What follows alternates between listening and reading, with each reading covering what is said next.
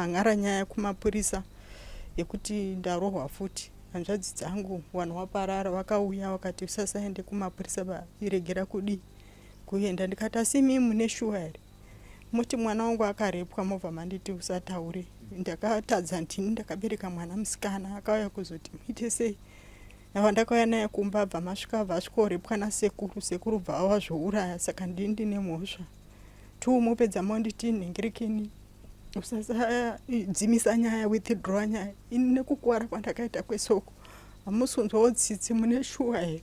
Inini nyaya handisi kudzimisa.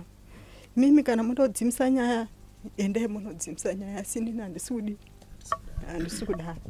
Zvikanzi heye kana taenda kunodzimisa nyaya yacho mimi musazowanike muchizosvika kumapurisa kwacho ikoko. Koba ndikati zvamunenge maita. Ndipo vakazotanga kuzondifonera vachitaura kuti tazoenge tiri kumapurisa.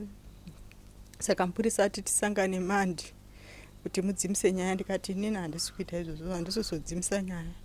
Zveshuwa mupurisa yakandifonerawo wakati musi wacho ndaenda kuchikoro ndakutengera mwana chikafu chekuti agare pachikoro aone kudya. Ndopa mupurisa akandifonera akati ndanzwa kuti munodzimisa nyaya. Ndikati ini handisi kudzimisa nyaya, asi kuti hanzvadzi ndidzo dziri kunditi dzimisa nyaya, nyaya isadini isabude. Saka inini handikwanisi kudzimisa nyaya. Kukuwara kwandakaita uku ndonyarara. Ko mangwana futi akazondidzokerera akandikuwadza, munozokwanisa kundibatsira here? Ini handisi kuzodzimisa nyaya. Ndongonzidzimisa nyaya, hapana kana sori, hapana kana ruregero rwawambondiitira, kongonzidzimisa nyaya. Ini handisi kuita izvozvo. Zvikanzi aiwa nemupurisa imimi munouya kunoku tozotaurirana nyaya yachona.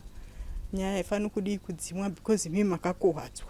Thank you for tuning in to Zim News Beat TV with Robert Tapfumani.